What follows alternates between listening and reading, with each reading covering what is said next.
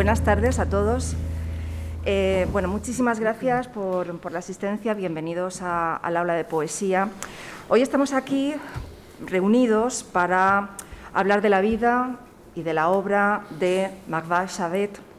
Es una poeta iraní, y muchos de ustedes ya lo sabrán, que fue encarcelada por profesar la fe Bahá'í. La fe Bahá'í es la minoría religiosa no musulmana más numerosa de Irán. Estando en prisión, escribió un conjunto de poemas que, con el tiempo, la editorial Pretextos ha tenido la valentía de publicar en esta edición que hoy vamos a presentar, con la traducción de Rima Shermohammadi y Amaya Blanco. Es la primera vez que se publica el libro en España, se está presentando en diferentes ciudades y estoy realmente contenta, es un honor para nosotros que se presente el libro aquí en el Centro Cultural La Nau. No vamos a hablar solamente hoy, por lo tanto, de poesía, vamos a hablar también de derechos humanos. Y, evidentemente, el ejemplo de esta mujer coraje nos sirve para reclamar no solo la libertad de pensamiento, la justicia, los derechos humanos, los valores democráticos, sino también para condenar firmemente la situación de intolerancia que viven tantas mujeres perseguidas. Quiero dar las gracias a todas las personas que me acompañan esta tarde en la mesa. Axel Toribio, secretario de la Comunidad Bahá'í aquí en Valencia, a Rafael Monzón Jiménez, presidente del Centro UNESCO en Valencia, Manuel Borràs, editor de Pretextos, a Rima Shermohammadi, es una de las dos traductoras de poemas enjaulados, y a Amaya Blanco, que no ha podido venir, pero se va a conectar online. Bueno, pues supongo que hacia las 8 podremos contactar con ella si no hay ningún problema técnico. Mahva Shaadet nació en 1953, es miembro de la Comunidad Bahá'í y sirvió como secretaria de un consejo informal de 7 personas conocido como los Yaran, responsables de coordinar los asuntos de la Comunidad Bahá'í en Irán. Trabajó como psicóloga en el Comité Nacional de Alfabetización de Irán, pero tras el establecimiento de la República Islámica se le prohibió cualquier tipo de actividad de cargo educativo relacionado con el Estado. Hay que recordar también que los bahá'ís son perseguidos en su país, excluidos de empleo, muchas veces de pensiones, de permisos. Por ejemplo, se les está limitado el acceso o prohibido incluso en algunos casos el acceso a la universidad. Sus propiedades son confiscadas por el gobierno, se han destruido sus lugares sagrados, se han hecho múltiples encarcelamientos sin juicio. Como explica en el prólogo Magnaz Parakan, miembro del Centro de Defensores de los Derechos Humanos y una de las 4 abogadas que tuvo el grupo de los Yaran, el 5 de marzo de 2008, Mahva Shaadet fue detenida por representantes del Ministerio de Inteligencia y Seguridad Nacional y posteriormente trasladada a Teherán, donde se unieron a ella los 6 miembros restantes de los Yaran. Tras varios juicios anulados por irregularidades constitucionales, fueron declarados culpables el 12 de junio de 2010 y condenados a 20 años de prisión. Ninguno, dice la abogada, ninguno de los que había detenido, ninguno de ellos había tenido acceso a asesoramiento legal cuando la Corte de Seguridad de Teherán anunció en 2009 que se les acusaba de espionaje para Israel y de propaganda blasfema contra la República Islámica. Son palabras de la abogada. Mahva Shaadet fue liberada en septiembre de 2017 tras 10 años de prisión y durante todo el proceso afirmó en repetidas ocasiones que el principal objetivo de todos los Yaran era la defensa de la fe Bahá'í. Por esta razón, en primer lugar, voy a darle la palabra a Axel Toribio, secretario, como he dicho, de la Comunidad Bahá'í aquí en Valencia, a quien agradezco no solo su presencia, sino también la ayuda en la organización de este acto. Muchas gracias. ¿Se me escucha bien? Bueno, pues muchas gracias, Chelo. La verdad es que ha sido una introducción bastante profunda, extensa y bien informada. Además, como representante del aula de poesía de la Universidad de Valencia, pues es un privilegio. Entonces, desde la comunidad Bahá'í estamos muy agradecidos que te tenemos como maestra de ceremonias y especialmente para mí por dos motivos. Uno, porque en Valencia pues, el Centro Cultural La Nau es un edificio icónico de la Universidad de Valencia, el más antiguo, según tengo constancia, y también porque yo mismo soy ex estudiante de la Universidad de Valencia. Entonces, para mí es muy especial que una institución que ha aportado a mi educación forme parte de un evento como este.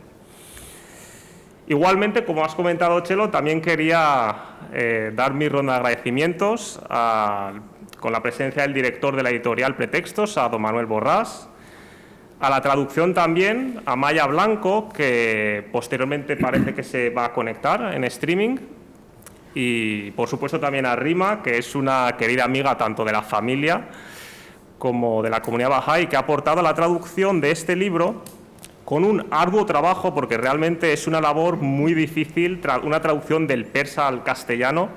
Han sido más de 2 años de trabajo, que ella misma va a poder aportar más anécdotas después, y que si no fuera por esta labor, hoy no estaríamos disfrutando de los poemas de nuestra querida amiga Mahvash. También queríamos agradecer el honor de contar con organizaciones activistas en defensa de los derechos humanos, en especial al presidente del Centro UNESCO Valencia, don Rafael Monzón, y también a la propia Universidad de Valencia, porque han sido varios años en que han colaborado en actos en defensa de los derechos humanos de los bahá'ís en Irán y entre ellos, consecuentemente, a Mahvash. Y bueno, por último y no menos importante, agradecer a todos los asistentes a querer participar aquí y acompañaros en la presentación del libro en Valencia, el libro de poemas enjaulados, y también celebrar la figura de su autora, Mahvash Sabet, que es una mujer cuyo ejemplo de resiliencia, de coraje, es una inspiración para todos aquellos que quieren luchar por los derechos humanos. Como bien ha comentado anteriormente Chelo, Mahvash es miembro de la comunidad Bahá'í. Algunos de ustedes ya lo sabrán y para aquellos que no, pues ahora es el momento de conocerlo. La fe Bahá'í es una religión con más de 7 millones de miembros alrededor del mundo y los Bahá'ís están presentes en todos los territorios y países de la Tierra. El principio central de la fe Bahá'í es la unidad de la humanidad y este es el objetivo por el que toda la comunidad Bahá'í trabaja en nuestra vida diaria y a través de diferentes servicios activos en la sociedad. En Irán, como bien ha comentado también, la fe Bahá'í es la mayor minoría religiosa no musulmana y desde el nacimiento de la fe Bahá'í hasta el día de hoy, década tras década, los Bahá'ís han sido perseguidos. Ellos solo desean ser libres, profesar su religión y poder aportar a la sociedad en la que viven, en su tierra natal, que es Irán.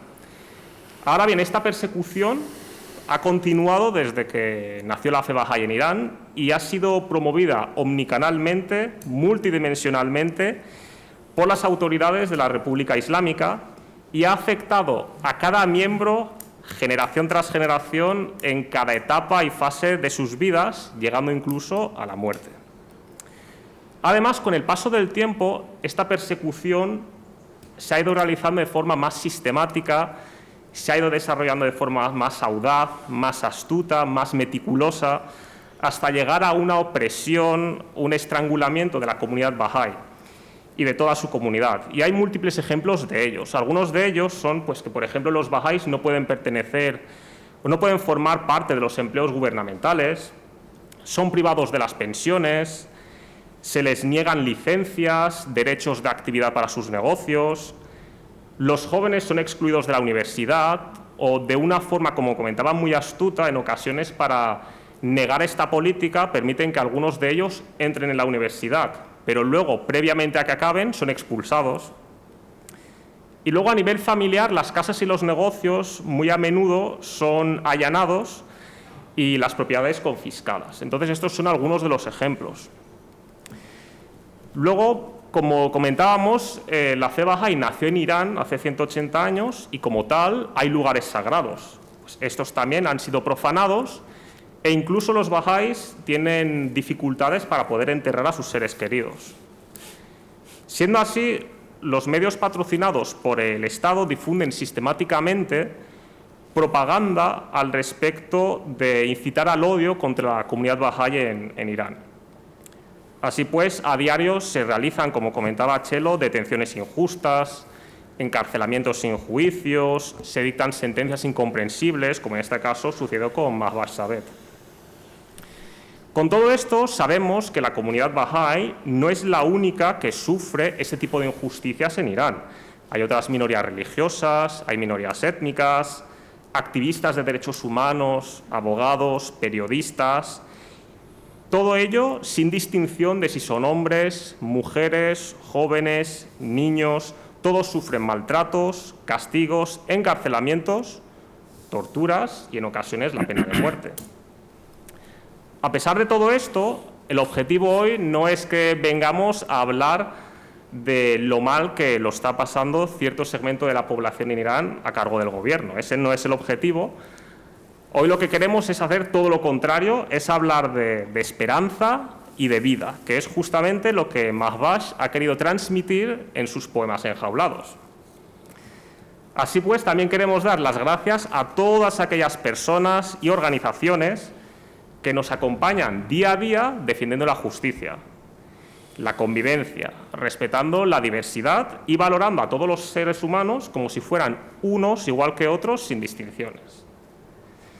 Lo que buscamos es llamar hoy, con mucho ánimo, energía e inspiración que la propia Mahbaz Shabet ha podido plasmar en sus poemas, para que el día de mañana y los días venideros pues podamos tomar impulso y dedicar con más fuerza nuestro apoyo a las personas que luchan por sus creencias y religión sin rendirse.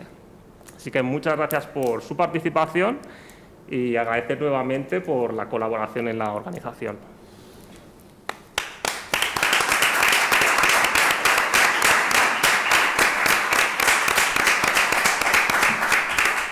Muchísimas gracias, Axel Toribio. Quería también saludar a Clarisa Nieva, que es la directora de oficios de la Oficina de Asuntos Públicos de la Comunidad Bahá'í en Madrid. Hola, ¿qué tal? Y quería, antes de presentar a Rafael Monzón Jiménez, presidente del Centro UNESCO, aquí en Valencia, comentar brevemente cuáles son algunos de los cargos imputados contra Mahbaz. Ser responsable de la formación de una organización ilegal que buscaba subvertir la seguridad del Estado. Su propio papel como secretaria de los Yaran. Algunas actividades de espionaje, como he dicho antes, para Israel. La promoción ilegal, según ellos, de la fe bahá'í o socavar el régimen islámico.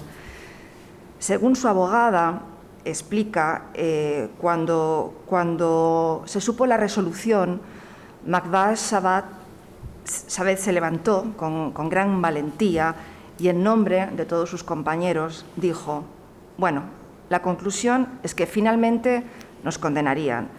Lo sabemos y estamos listos para morir. No obstante, creemos que las leyes deben respetarse y que los bahá'ís de este país deben tener derecho a defenderse a sí mismos y a su fe. Bueno, pues a propósito de esta cita, creo que puedo dar la palabra ahora sí a Rafael Monzón Jiménez. Muchas gracias por estar hoy con nosotros. Muy bien, buenas tardes. En primer lugar, felicitar a los organizadores por la buena idea que han tenido de traer hasta Valencia esta presentación y también porque sé que este es un proyecto que se va a ir difundiendo la presentación del libro en otros lugares de España, ¿no? Y también agradeceros el haberme invitado a hablar esta tarde aquí en el aula de la universidad.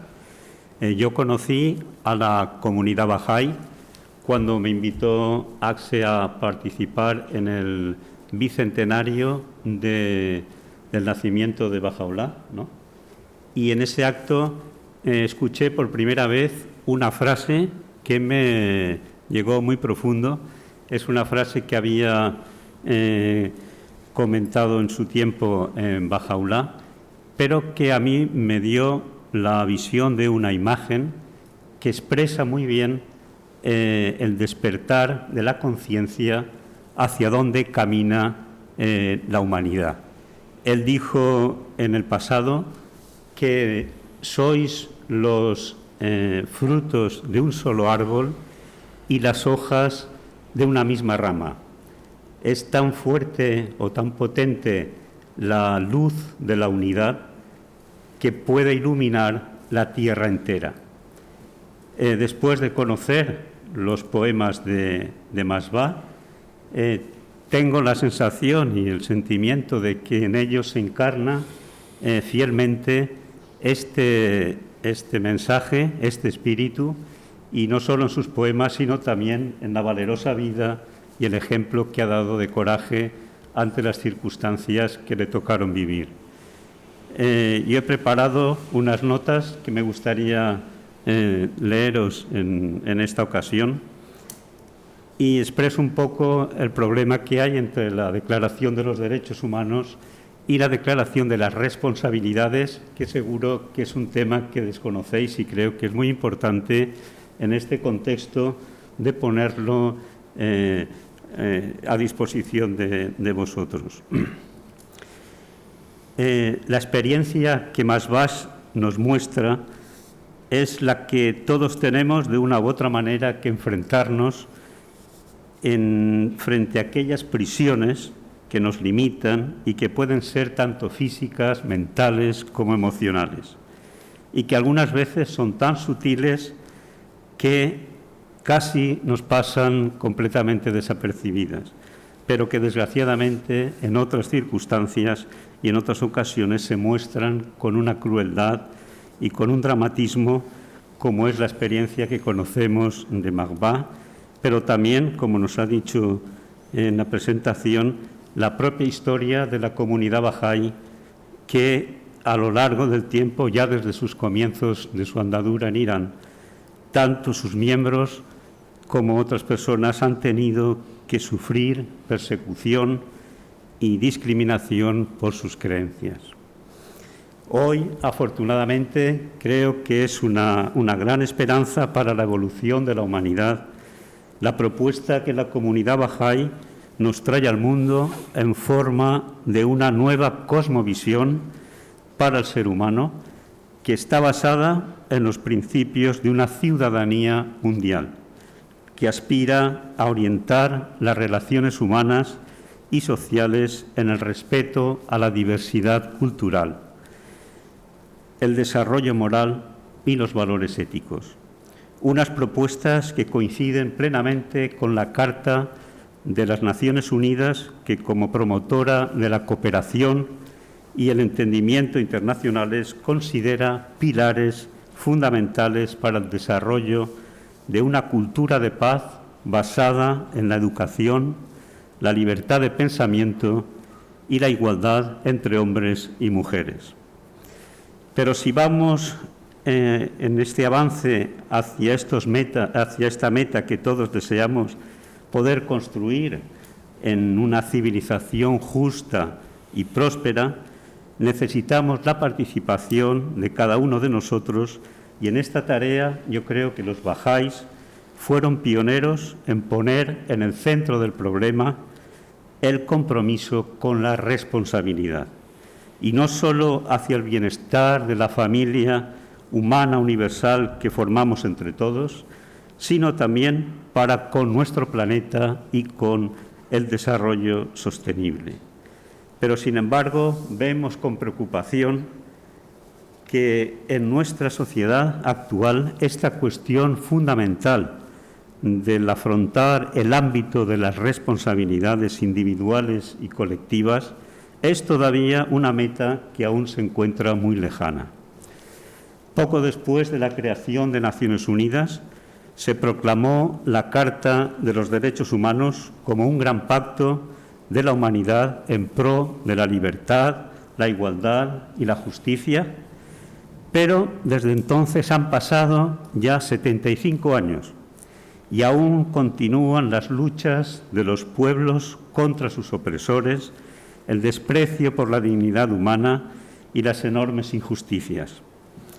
En 1998, al cumplirse ya los 50 años de aquella proclamación, y reconociendo que no es suficiente con la aceptación nominal de la Carta de Derechos Humanos, siendo entonces Federico Mayor el director general de la UNESCO, entonces planteó la necesidad de completar la Carta de los Derechos Humanos con una Declaración Universal de Responsabilidades y Deberes de la Humanidad, que definiera con toda claridad a quién corresponde el deber moral y la responsabilidad de cumplirlos y de hacerlos cumplir.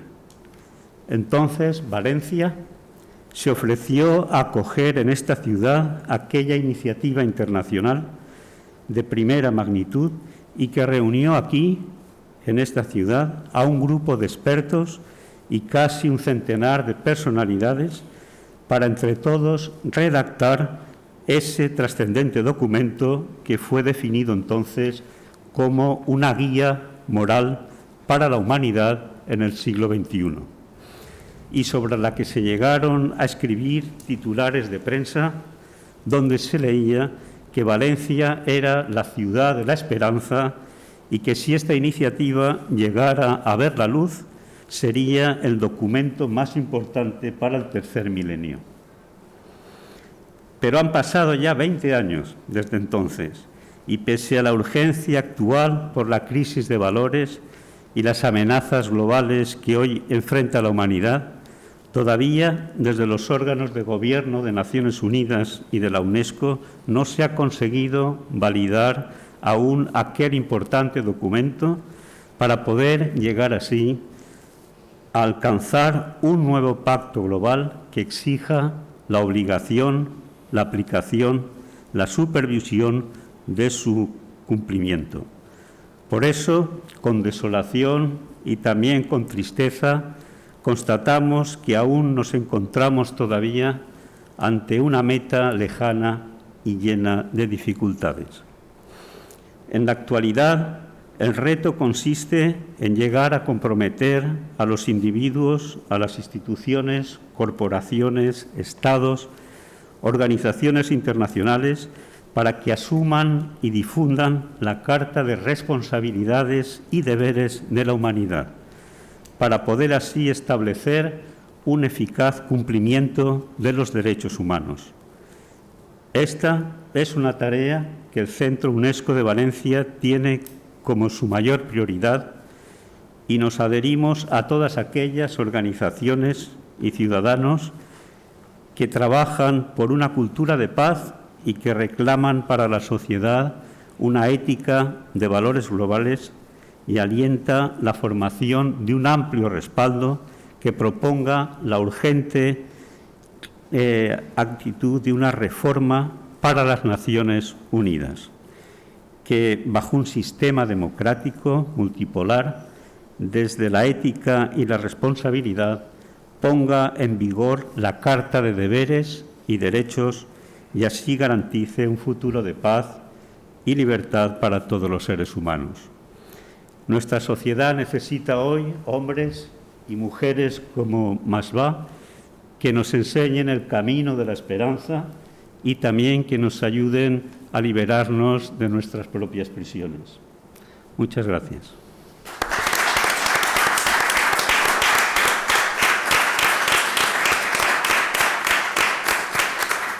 Muchísimas gracias por tus esperanzadoras palabras y ojalá sea así dentro de un tiempo razonable. Cuando se ha presentado el libro en otras ciudades siempre ha habido una persona que se encargaba de leer los poemas. En el caso de Madrid fue Anabel Alonso, la actriz. En Madrid fue también, creo que en Barcelona creo que fue un poeta. Y bueno, pues hoy me toca a mí ejercer ese papel de leer algunos de los poemas. Lo voy a hacer de forma intercalada, es decir, entre las intervenciones. Y quería leer, en primer lugar, hay muchos poemas que verdaderamente son estremecedores, pero hay uno que a mí me ha llamado especialmente la atención, que se titula Los amigos. Y voy a leerlo por dos razones.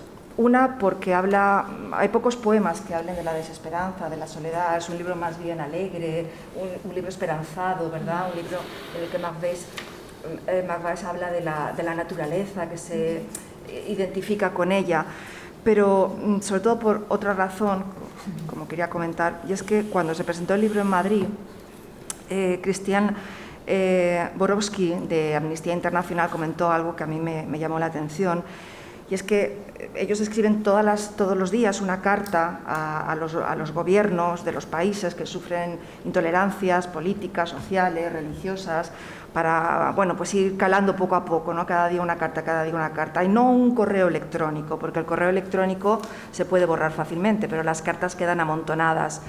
Los gobiernos no leen las cartas, las tienen ahí amontonadas, pero las ven.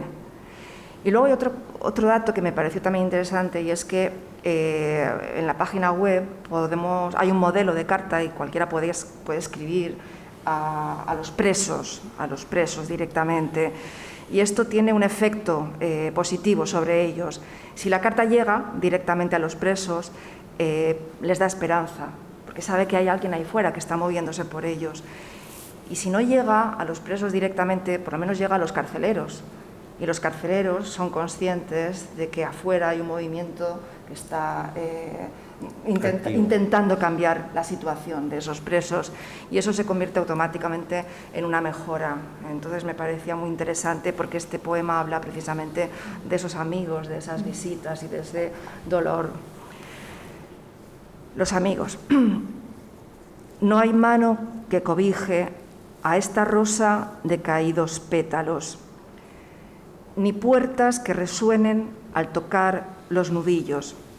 Nos hemos desplomado en el arduo sendero del amor.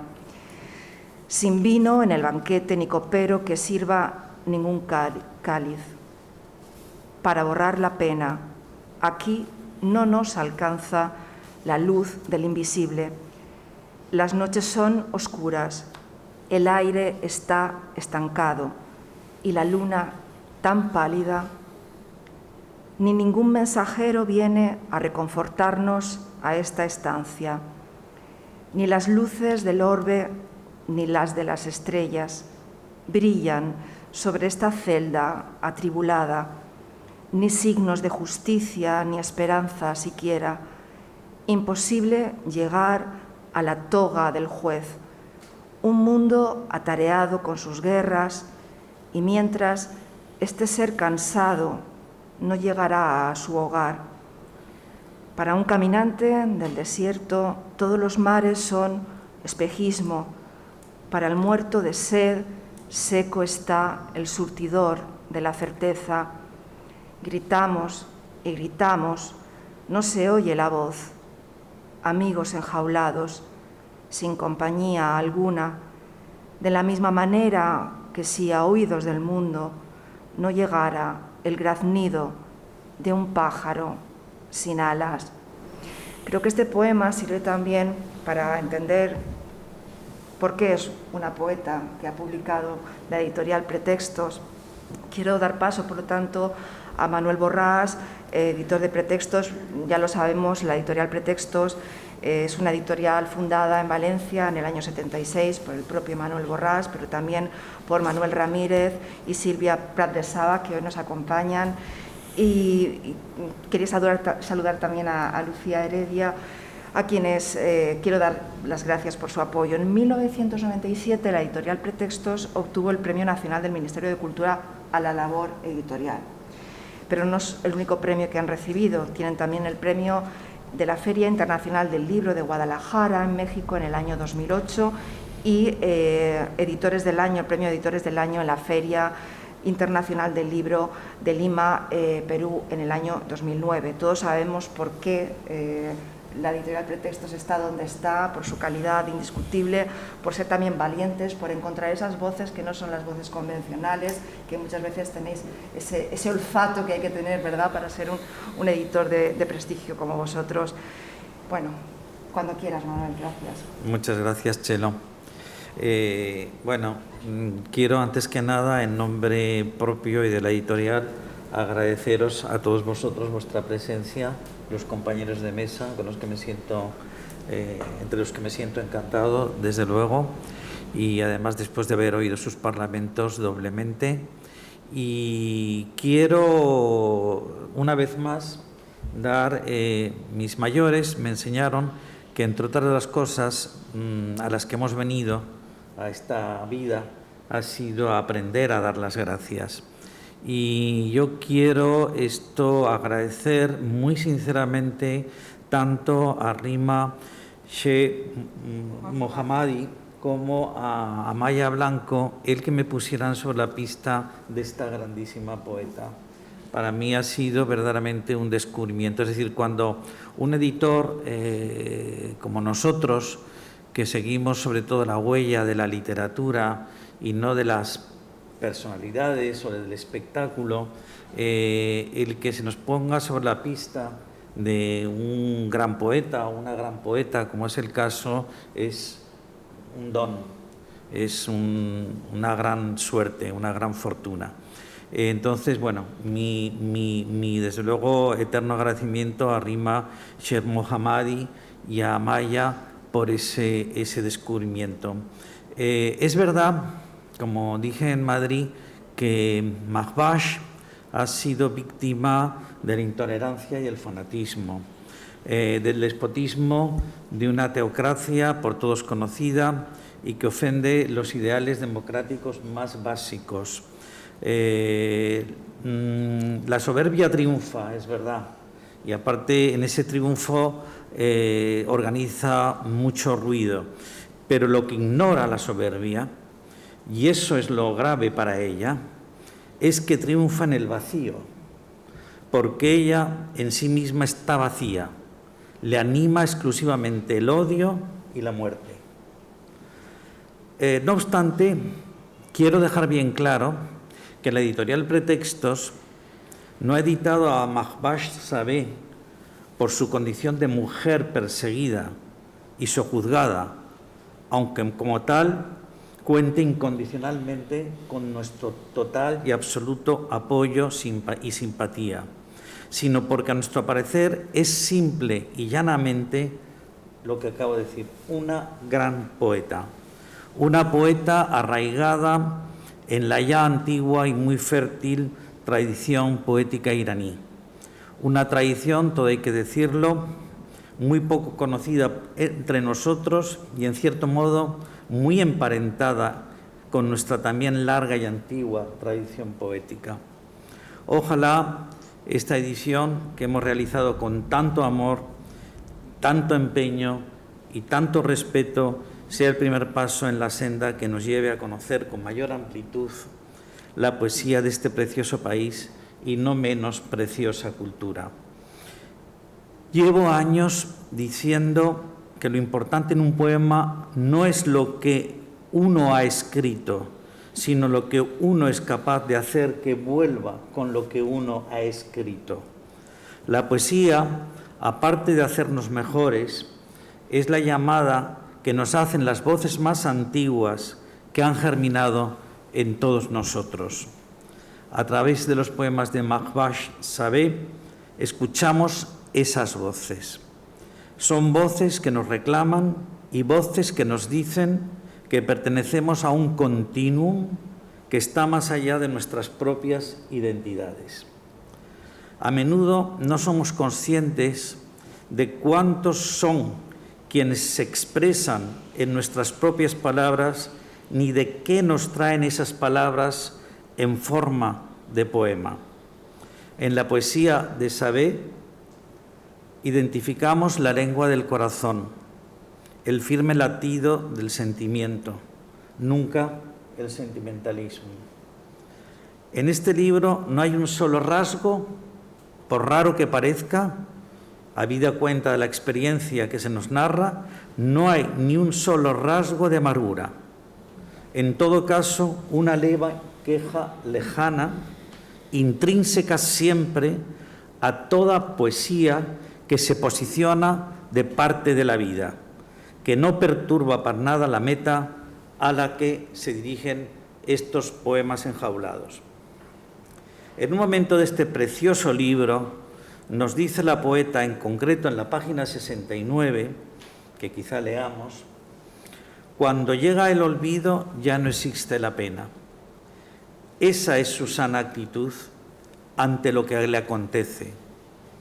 Para ella, el miedo es aquello que nos puede exponer más al peligro, y por eso, en su precioso poema El sentir del mar, se identifica con un pez que no conoce el miedo. A pesar de que los poemas enjaulados, en efecto, fueron enjaulados por la vicisitud del encarcelamiento de su autora, las rejas no lograron que dejasen de ser esencialmente amorosos en un doble movimiento hacia la divinidad y hacia lo humano. Solo basta con ver los poemas dedicados a sus compañeras de celda y ver con el amor con el que trata a esas mujeres de muy distinta condición, de muy distinto pelaje, que simplemente han coincidido en su desgracia. Son poemas, como decía, que en efecto se mueven entre rejas y celdas, pero no por eso dejan de ser portadores de esperanza. La esperanza a la que apuntaba Rafael, aunque una esperanza también demorada constantemente, ¿no? De una mirada siempre positiva y siempre, insisto, a favor de la vida. Ser hoy una persona negativa, escéptica, pesimista, es lo más fácil. Lo difícil hoy, casi diría que lo revolucionario, es ser positivo, optimista, tener esperanza, en definitiva. Esa es la poeta Mahvash Sabeh. El verdadero diálogo en poesía, y con esto acabo, no consiste en entender lo que el otro dice, sino en atenderlo, en hacerle un sitio en nuestro propio interior, saber depositarlo en nuestra alma. Se trata de algo tan simple como escuchar, saber escuchar y albergar la voz del otro, comprobar cómo resuena en nosotros, exponernos también a ella. Hagámoslo con estos poemas enjaulados para salir precisamente de esa jaula que ya ni siquiera nos permite intuir al otro en su dolor, en su alegría, en su honda celebración de la vida. Muchas gracias.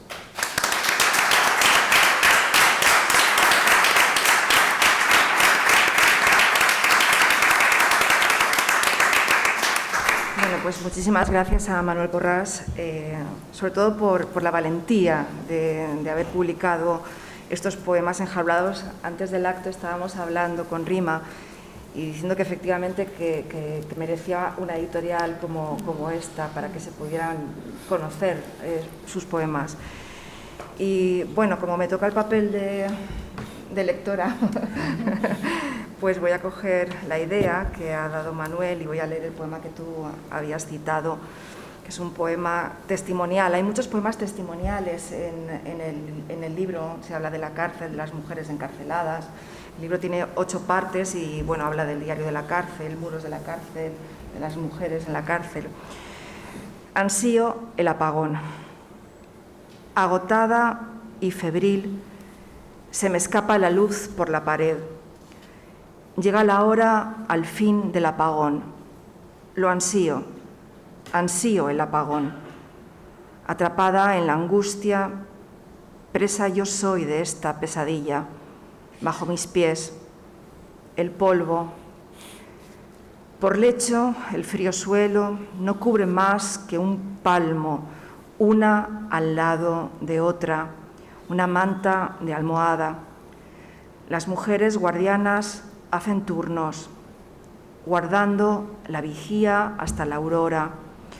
Se oyen las cuentas de un rosario, palabras susurradas, labios aleteantes, como los de los peces. Y así se va pasando una hora entre charla amistosa, secretos musitados o recuerdos amargos, recurrentes. Roncas unas, otras que jadean, murmuran otras y se arrullan, tosen y en el espacio flotan gemidos, estornudos, el llanto sofocado, el lamento incesante. Cuando llega el olvido, ya no existe la pena. Es por eso que ansío el apagón, ansío el apagón.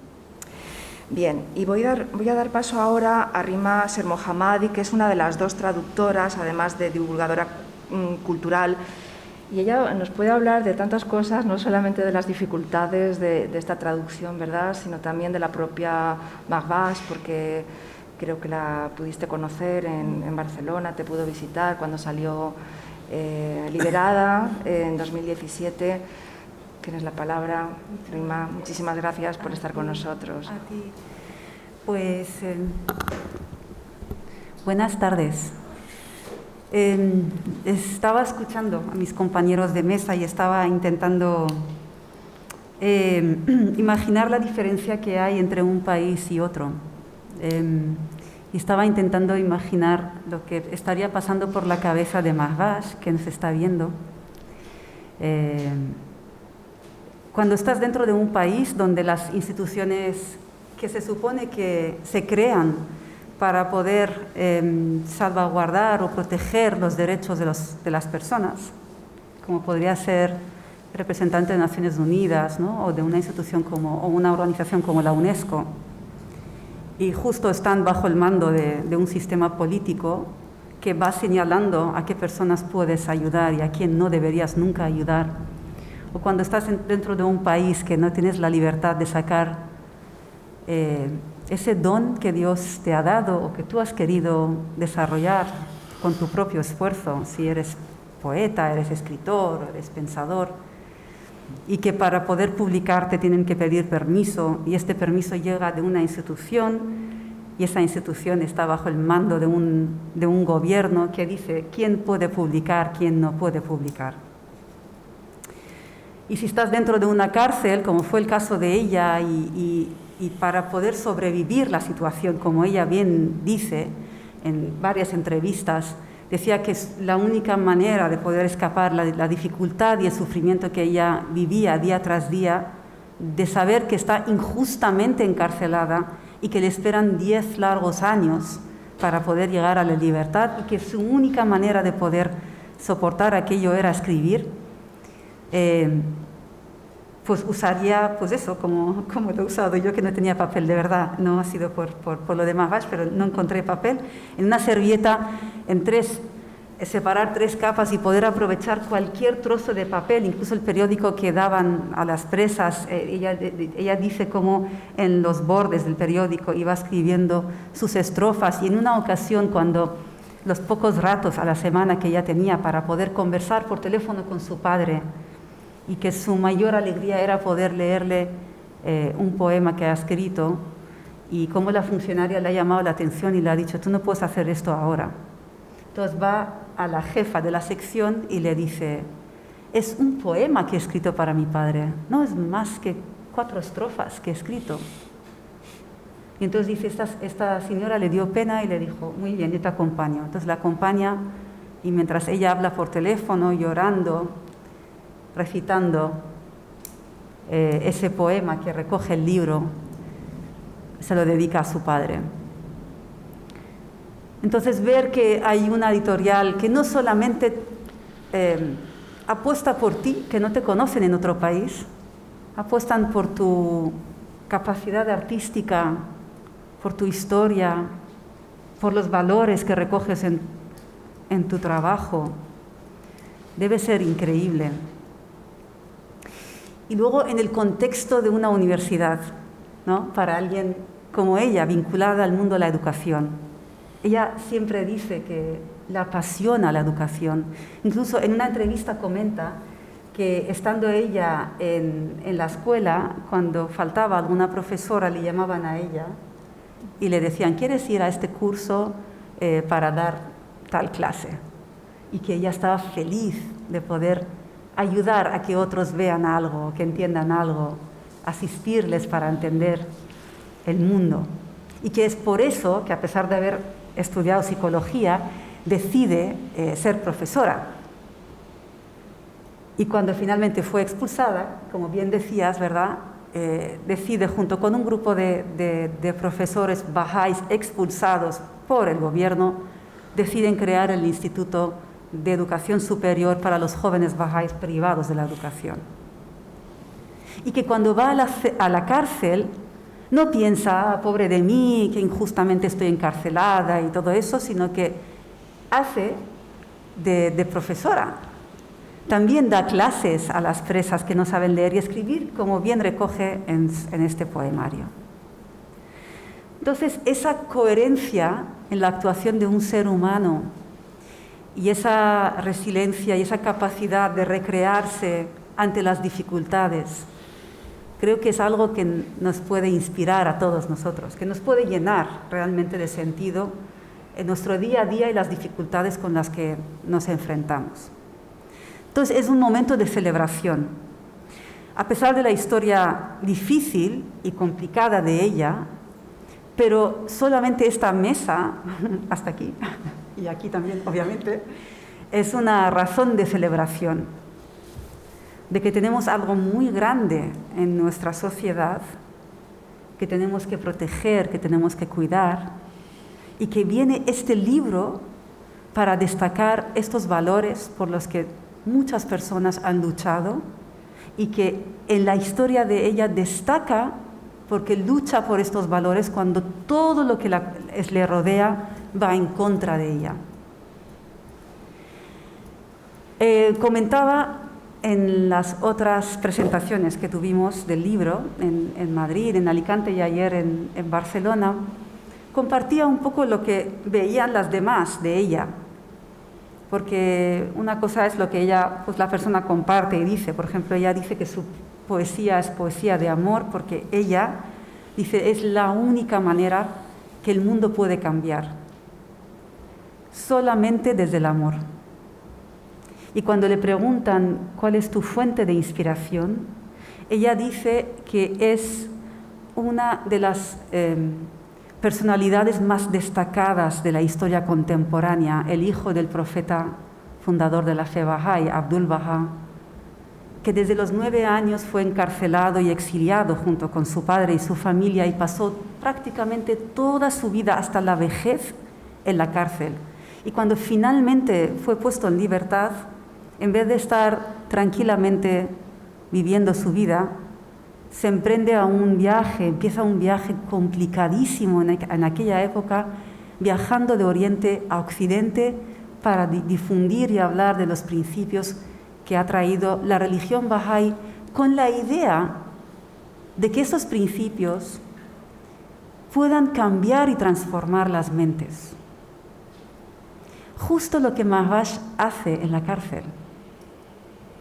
Ella, cuando las presas dicen que ella es Bahá'í, entonces, según lo que hemos aprendido como buenas musulmanas que somos, la ropa mojada mía como buena musulmana no debe tocar la ropa mojada de una Bahá'í porque son sucias. En vez de quejarse del prejuicio del otro, me decía una ex compañera de celda de ella, dice, no decía nada. Y cuando nosotros decíamos, pero ¿cómo puede ser que tengan tanto prejuicio? Ella decía, no, es que es normal. Si se ponen una al lado de la otra, no se va a secar la ropa. Cuando comenta cuál es la mayor dificultad que ella pasó en la cárcel, no habla de las celdas, ni de la celda de aislamiento y la dimensión de 2x3 con 4 personas ahí, durmiendo una al lado de la otra.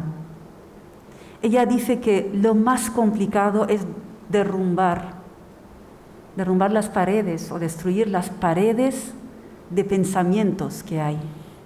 Cuando el otro no puede cambiar su pensamiento o cree que no puede cambiar su pensamiento, tu gran reto es poder ayudarle a que quite ese velo, porque cuando consigues destrozarlo, de golpe ves tienes una visión completamente diferente del mundo y de la realidad que te rodea. Para mí, el conjunto de Mahvash, ella como poetisa, que seguro que se inspiró también en otra gran poetisa iraní, Tahereh, que fue una erudita que muchos hombres a mediados del siglo XIX viajaban de muchos sitios para llegar a ella y preguntarle preguntas de todo tipo, y que finalmente fue estrangulada por el gobierno, porque ella hablaba de principios revolucionarios con los que trataba de cambiar y transformar la sociedad. Ella fue la que dijo: podéis matarme, podéis estrangularme, pero no podéis acallar la voz de las mujeres. Entonces, toda esa fuerza que viene y toda esta fortaleza que recogen todas estas páginas, junto con otras páginas que ella ha escrito y que una compañera de ella ha podido sacar de la cárcel, escondida en su abrigo, de la manera más increíble, realmente surrealista. Ella me comentaba que dentro de poco saldrá lo que está ella preparando y escribiendo sobre la manera de sacar esos poemas de la cárcel. A mí lo que me hace pensar es que realmente si hay un sistema judicial o un sistema que busca, como bien decía Axel, acallar tu voz, y que cree que sentenciándote a ti y a otras personas a 10, 15 o 20 años consigue acallarte, que vengan y que vean lo que está pasando en el mundo ahora con este libro, con estos poemas y con esta vida inspirando a muchas personas. Y es una demostración para nosotros como personas de que a pesar de que las dificultades que podemos atravesar como personas, y por eso creo que es tan valioso tener un libro entre manos y no solamente escuchar un podcast, con todos mis respetos a los podcasts, a los vídeos y a todo lo que tenemos, tiene tanto valor porque en los momentos de dificultad hay una fuente de inspiración constante que nos recuerda que puede que en apariencia uno esté en una situación de subyugación o de sufrimiento o de que nadie te ve o nadie sabrá de ti, pero es en la constancia, la firmeza en los valores que tú defiendes, en la medida que tú ayudas a los otros, que estás al servicio de los otros, como ella hacía, dando clases a las otras presas, animándolas que había que hacer deporte, diciéndoles que hay que ponerse bien vestida, aunque estemos en la cárcel tenemos que estar aseadas, tenemos que decorar las paredes de las celdas con la piel de la fruta, porque esa pared no va a cambiar y ese lugar se mantendrá sucio si tú y yo no nos levantamos a limpiarlo. Entonces, todo eso no es solamente para saber qué es lo que ha hecho una mujer iraní prisionera en Irán y todo eso. Todo esto es para que yo también piense cómo va a ser mi vida estando en esa parte del mundo, sabiendo todo lo que sé ahora y con todas las oportunidades y posibilidades que tengo de una universidad libre que me acoge, de unas editoriales que apuestan por voces, de unas instituciones que en cuanto vean que los derechos de algún ciudadano está siendo violado, enseguida se levantan, hacen campañas. ¿Qué papel tenemos las personas? Y es de eso del que habla Mahvash en sus entrevistas desde que está puesta en libertad. Muchas veces le han preguntado que por qué no vive fuera de Irán y yo siempre le doy mucha importancia a compartir ese dato porque uno piensa que lo lógico para alguien que ha estado 10 años encarcelado es que pueda, teniendo la oportunidad de estar fuera, ¿verdad?, estar en un país libre y que puedas escribir y vivir de eso, básicamente, que podrías aprovechar la oportunidad. Y ella siempre dice lo mismo, que yo amo mi tierra, que tengo un reto y un trabajo que hacer en mi país. Hasta que no consiga vivir dentro de una sociedad fuera de la cárcel, aquello que yo he sido capaz de ver dentro de la cárcel, no voy a dejar Irán. Porque dentro de la cárcel, el gobierno pensó que encarcelando a bahá'ís, a periodistas, a escritores y demás, pues consigue aislarles del mundo y acallarles. Dentro de la cárcel se formó una gran familia, dice Mahvash. en la que se entendían, en la que hablaban, consultaban, encontraban la manera de encontrar un representante entre ellas. Y en el caso de que alguna vez, si salía una Bahá'í como representante y la funcionaria de turno decía que una Bahá'í no podía cumplir con esta función, las demás protestaban y decían, eso no podía ser admisible, no se podía aceptar esto, porque la cárcel no iba a ser lo mismo que el mundo de fuera, donde habían estas leyes discriminatorias.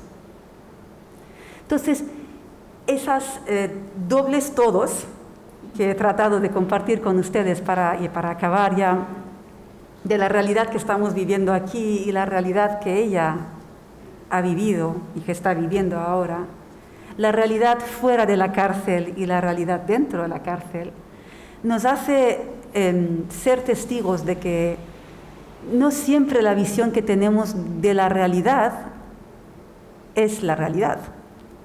No siempre aquello que uno piensa que es así necesariamente es la verdad. No siempre cuando ves a una persona oprimida quiere decir que es la pobrecita y la víctima. No es así. Entonces eso nos da alas. Nos da alas y para acabar nos lleva a dos temas centrales del trabajo y la obra de Mahvash Saved, que ella lo define así, la libertad y volar. Dice que ambas cosas para ella son importantes. Poder volar y trascender la situación que estamos viviendo y la libertad de poder pensar, decir y sentir lo que queremos hacer. Muchísimas gracias.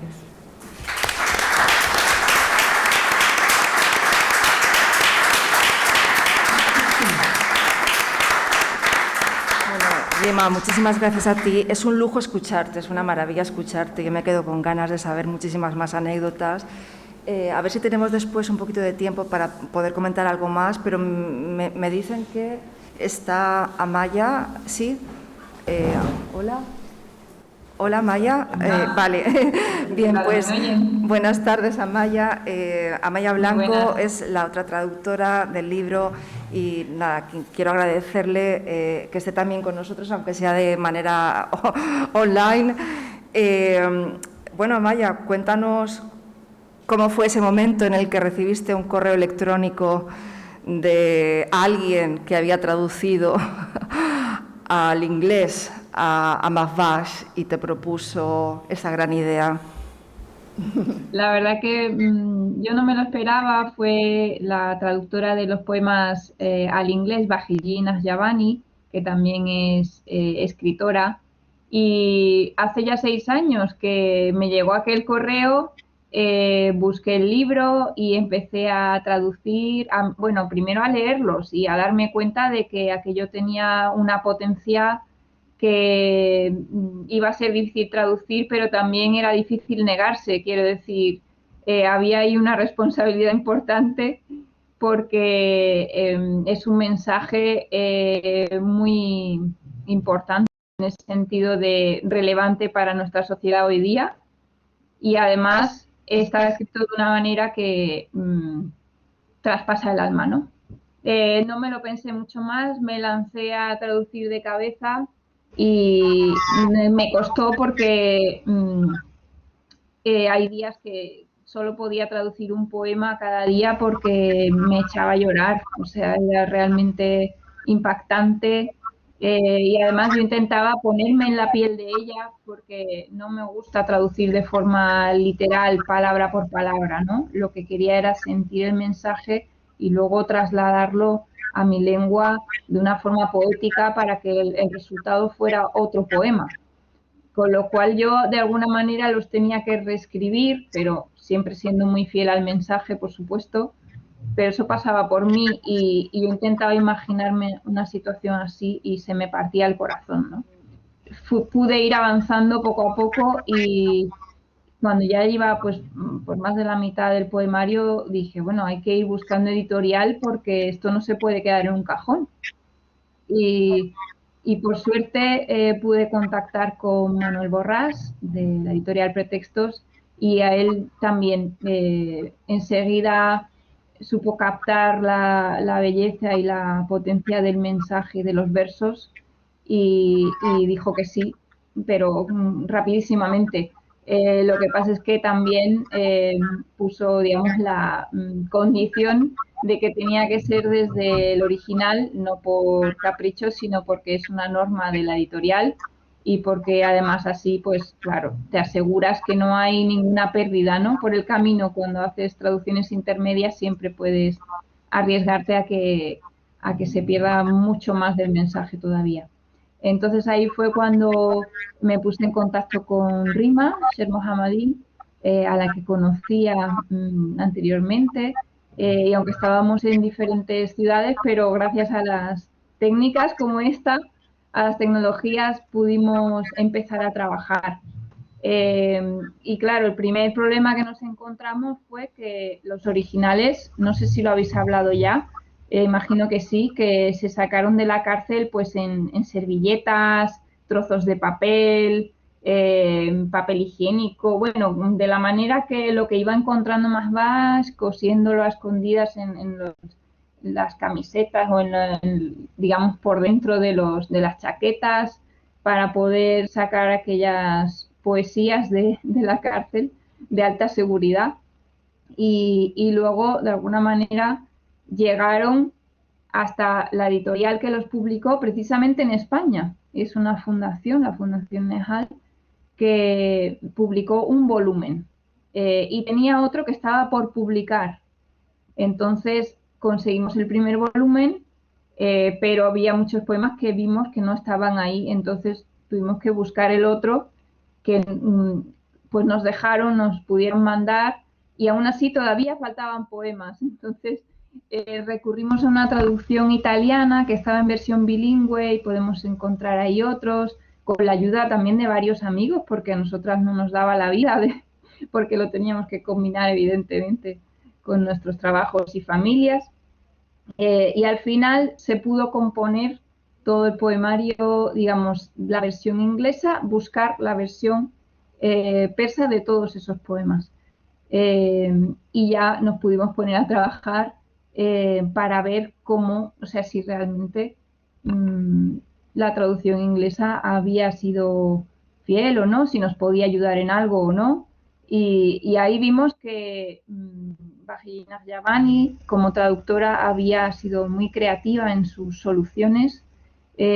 Algunas cosas nos ayudaron mucho y otras pues decidimos ser más fieles al original.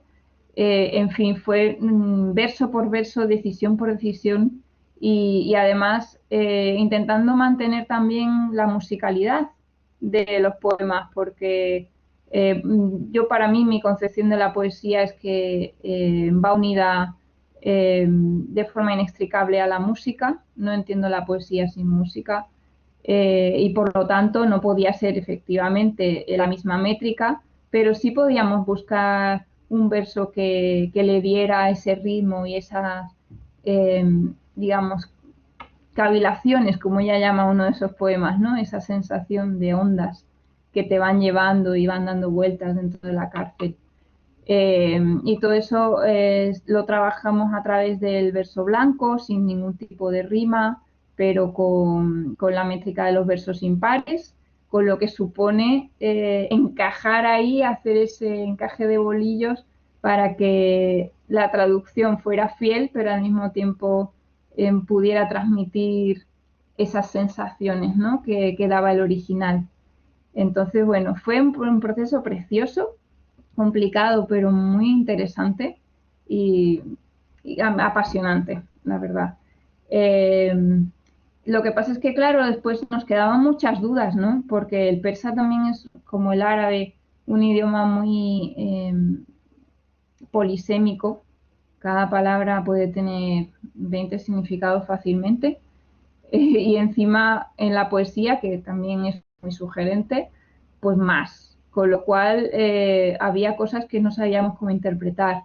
Y tuvimos la suerte de que Mahbash fue liberada en la época en la que todavía, porque tardamos años en terminar este trabajo, y le dio tiempo a ser liberada de la cárcel y todo, Fue un momento también muy especial para nosotras porque nos llegó un vídeo a través de amigos y fue muy impactante el ver esa cara de felicidad y el que por fin había dado fruto toda pues esa presión internacional y ese apoyo, ¿no? Y entonces, pues mira, de todas las ciudades del mundo donde podría haber ido, no sé por qué, fue a Barcelona, donde vive Rima. No sé, casualidades o no, pero la cosa es que Rima la pudo conocer y pudimos consultar todas las dudas que teníamos. Y además nos confirmó esa actitud trautológica que habíamos adoptado, ¿no? Ella quería que el resultado fuera otro poemario, que se transmitiera sobre todo la lírica, sin perder, por supuesto, el mensaje, pero teniendo muy en cuenta la poesía. Y por eso, tras todo este trabajo, pues hemos podido conseguir, yo creo, un poemario que traslada, digamos, tiene todas las aportaciones de la traducción inglesa, pero bebe directamente del original.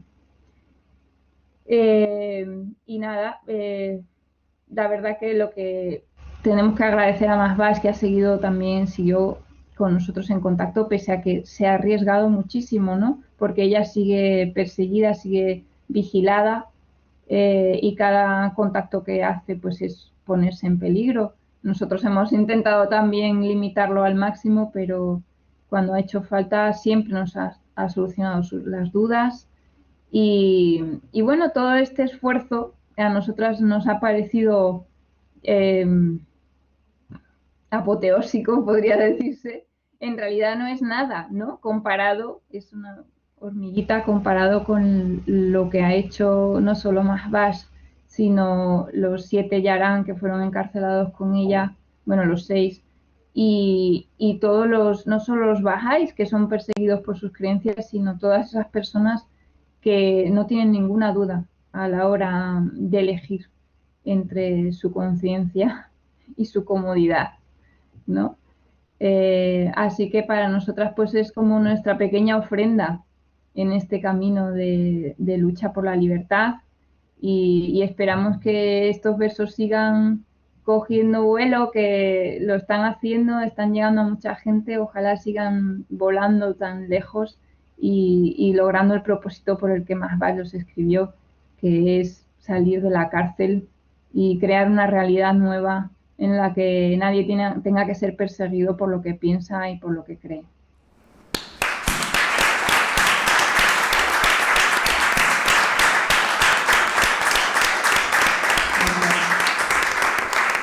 Bueno, Amaya, muchísimas gracias. Te agradezco enormemente que hayas podido conectarte y estar esta tarde con nosotros porque todo lo que nos estás contando es muy interesante.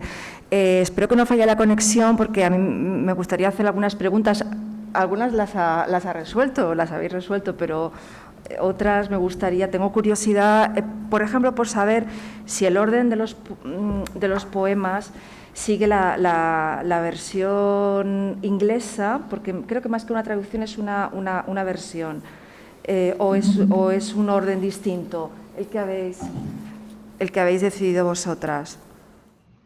Sí, seguimos el mismo orden porque lo que hizo Vahid Nasjabani fue un trabajo bastante grande de coger todos los poemas que ella tenía a su disposición y hacer una selección por temáticas, digamos, ¿no? Entonces, todo lo que eran, por ejemplo, plegarias, oraciones, meditaciones de ese tipo, pues lo unió en el apartado de plegarias. Todo lo que era, pues, retratos de la cárcel, como si fueran dibujos, ¿no? De lo que ella veía ahí, lo agrupa en retratos. Todo lo que era la relación con las otras mujeres que estaban en la cárcel, pues lo agrupa también en otro, no me acuerdo cómo se llamaba, otro apartado. Y así, de manera que hay un orden, hay una unidad que para el lector occidental es más fácil de entender que la forma en la que está ordenada en el farsi. Y por eso también decidimos mantener ese mismo orden. Solo hay un poema que no pudimos encontrar en la versión original, que es el que habla del traslado de la prisión de Evin a Rajai Shar, pero porque, claro, son dos prisiones de alta seguridad, que mencionar esos nombres ya es peligroso, y Mahbach no nos lo pudo mandar, o no lo pudo localizar, no lo sé. Gracias, Amaya. Una pregunta, no sé si puedes intervenir tú o Rima. Claro, llama la atención porque la edición es bilingüe. Entonces, yo no sé cómo habéis hecho para maquetar, por una parte en farsi y por otra parte en español, y que encajen los poemas. Veo un juego malabar verdaderamente espectacular. Me gustaría que me explicarais cómo lo habéis conseguido. Bueno, tendrían que explicarlo los que se han ocupado de la edición y la producción, pero sí, bueno, es una condición sine qua non en la colección de poesía, siempre publicar, acompañar el texto original, sea en la lengua que sea, y su traducción. ¿Por qué? Porque creemos que puede ser muy útil. Es decir, por ejemplo, farsi, pues en nuestro país realmente poca gente conoce, pero bueno, esto no va a ser un libro que se va a leer exclusivamente en los límites de España. Este es un libro que puede trascender. Yo os puedo decir que, por ejemplo, tenemos la experiencia de un poeta macedonio que publicamos, Matsirov, un excelente poeta, y ni siquiera en Macedonia existía ediciones vivas de sus poemas, y entonces esa edición se pudo leer también en su patria de origen. Eso por un lado. Y después yo creo que es importantísimo, comprendes, que esté, o sea, debería ser preceptivo que esté acompañado siempre del texto original, para que cada uno, quien pueda tener acceso a la lengua, pues lo vea. Después el encaje, eso ya han sido las filigranas que hacen mi gente, y bueno, yo creo que eso en colaboración, estrecha colaboración con Rima, evidentemente, y Amaya, que también, bueno, porque muchas veces era incluso difícil dar con el original, como ha dicho Amaya, ¿no, Rima? O sea, sí, que ha sido muy dificultoso, claro. Y ha sido una labor verdaderamente casi de egiptología, ¿no? Porque ha sido lenta y hemos tenido que ir componiéndolo, pero en fin, las cosas hay que hacerlas para hacerlas bien con la lentitud que requieren. Totalmente. La naturaleza de la literatura es lenta, y en cambio le estamos dando un ritmo que no se le corresponde absolutamente nada a su propia naturaleza. De ahí que mucha de la literatura que se nos venda es literatura intercambiable. Totalmente de acuerdo, totalmente de acuerdo. Sí, la maquetación realmente, bueno, Pretextos cuenta con una maquetista maravillosa, que no sé si está aquí, Reme, no está. Bueno, es increíble la paciencia que ha tenido conmigo, porque yo en mi vida he maquetado en persa, entonces se me movían las letras, y luego me decían, no, Rima, estéticamente tiene que acabar así. Y yo, como nunca lo había hecho, me decía, si acaba en esta línea, pues vamos a intentar que el persa acabe ahí. Y luego me decía, pero de contenido está igual. Digo, no, de contenido no, pues entonces hay que Entonces estuvimos ahí 2 meses y yo estuve aprendiendo con ella, y gracias a su paciencia realmente. Es tan especial que sea bilingüe, es tan especial reconocer el idioma original de la autora. Y ayer, cuando Marta Millá, que es una actriz de teatro muy conocida, que seguro que conoceréis, cuando ella recitaba la poesía de Mahbach y decidió recitar una en farsi, me sorprendió mucho la reacción de los asistentes. Yo pensé, bueno, pues la gente igual dice, no, qué exótico, qué bonito, y ya está. Mucha gente dijo que fue de lo más emocionante que habían vivido de la presentación. Curioso, ¿no? Y creo que tiene que ver con el efecto que también tiene hacer una obra bilingüe. Es una sensación diferente cuando abres un libro y ves el original, aunque no entiendas nada y que te parezcan dibujos, pero tiene una presencia. Es justo eso, hacer que esta voz vuelva a aparecer, ¿no? O estas letras aparezcan donde tienen que aparecer, que es en un libro, no en unas servietas, ¿no? Sí, y si me permites, Chelo y Rima, claro. Yo creo que es muy importante cuando se lea una traducción que parezca que poema ha sido originalmente escrito en tu lengua. En la lengua comprendes de llegada, no de salida, ¿no? Y yo, bueno, es lo que ha mencionado, lo que comentaba Amaya, ¿no? Es decir, cómo hay que ir acoplando también incluso el ritmo, aunque las estructuras métricas sean distintas, ¿comprendes? Pero todo eso es una labor también, ¿comprendes?, que requiere muchísima meticulosidad y desde luego mucho conocimiento de la lengua. Estamos acostumbrados a que se publiquen muchas cosas impecables desde el punto de vista filológico, pero no inútiles literariamente. Es decir, inútiles, es decir, estériles literariamente hablando, ¿no? No sé si te atreverías a leer el poema El Gorrión, que es un poema breve. Lo leo yo en español y tú en farsi, ¿sí? Es un poema muy cortito, pero muy emocionante, porque habla también de la identificación de ella con un pequeño gorrión. Hay muchos animales, mucha naturaleza en todo el poemario. Hoy, al pasar por el patio de la cárcel, me encontré a un gorrión. Picoteaba un trozo de pan bien congelado, una migaja fría en la nieve. Tú y yo somos los dos prisioneros hambrientos, le dije.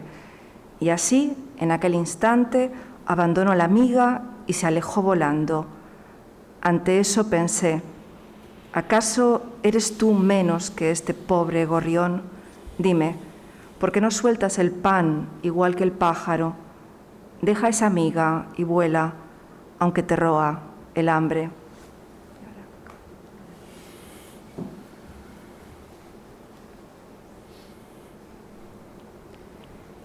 امروز از هواخوری می‌گذشتم. گنجشکی را دیدم که در میان برف‌ها تکنان یخزده‌ای را می‌کاوید. به او گفتم تو هم مثل من گرسنه‌ای و در زندانی. نان را رها کرد و پرید. به خود گفتم آیا تو از این گنجشک هم کمتری؟ نان را رها کن و پرواز کن حتی اگر هنوز گرسنه‌ای.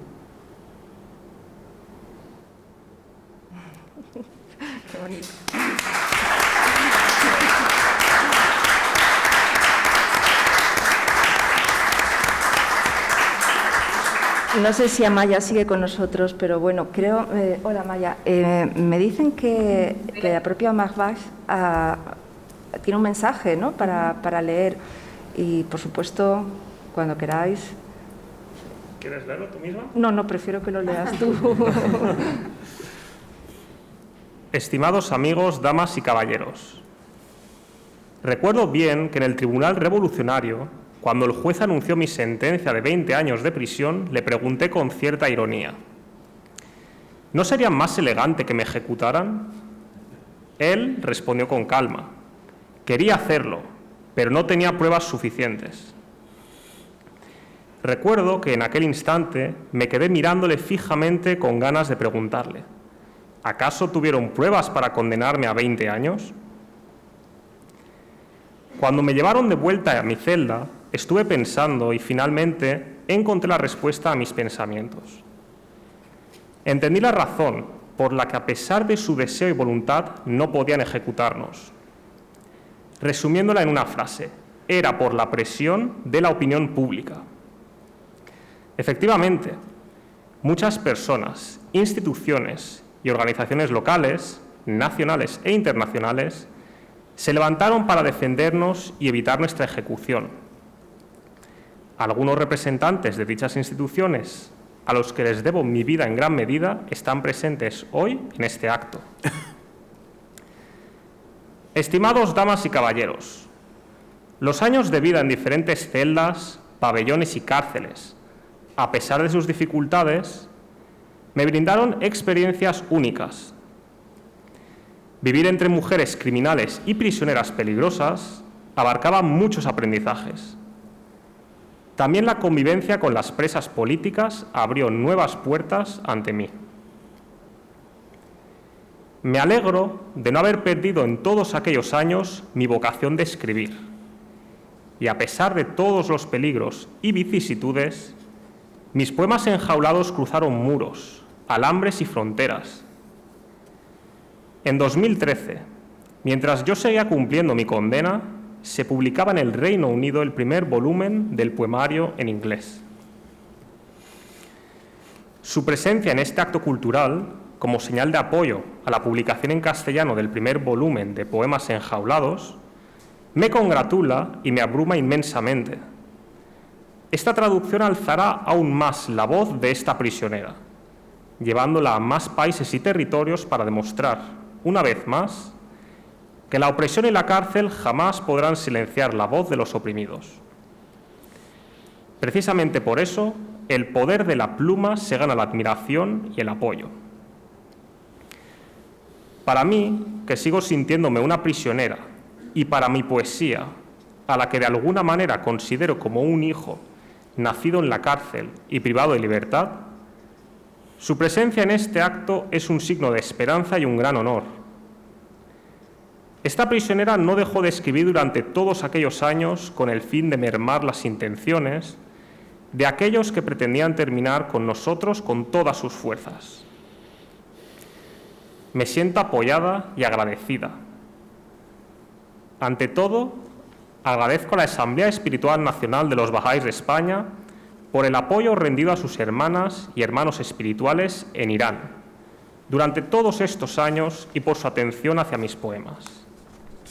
Me honra la presencia de su representante en este acto. Agradezco enormemente a doña Amaya Blanco y doña Rima Shirmohammadi, quienes asumieron la gran responsabilidad de traducir esta obra, contribuyendo con su encomiable perseverancia a la rica literatura española. Estoy muy agradecida a Pen Club International, que ha apoyado continuamente mis trabajos durante y después de mis años en prisión, y por vincular mi pluma con las de otros pueblos del mundo. Agradezco de corazón a Pen Club España, del que con mucho orgullo me considero un miembro.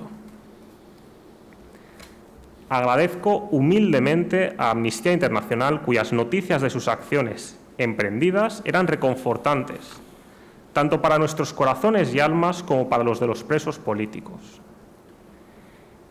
Gracias a la editorial Pretexto por haber publicado esta obra y por no retener su apoyo. Espero que podamos disponer de la traducción y publicación de otros volúmenes de poemas enjaulados. Hasta el momento, el segundo y tercer volumen de estos poemas han sido publicados en persa por la Fundación Española Nehal y la Fundación Noruega Aftab, respectivamente. El cuarto y quinto volumen se encuentran en las etapas finales para su publicación. No podría guardar solo en mi corazón mis sentimientos de gratitud y respeto por doña Bahie Nakhjavani. Querida señora Nakhjavani, su traducción del primer volumen de esta obra al inglés hizo posible que la voz de esta prisionera llegara al mundo a través de los muros de las cárceles de alta seguridad en Irán y que fuera traducida a otros idiomas. Les agradezco sinceramente a todos ustedes y espero que pronto podamos contar con la traducción de otros volúmenes de poemas enjaulados en la rica lengua española. Atentamente, Mahbash Sabet. Bueno, pues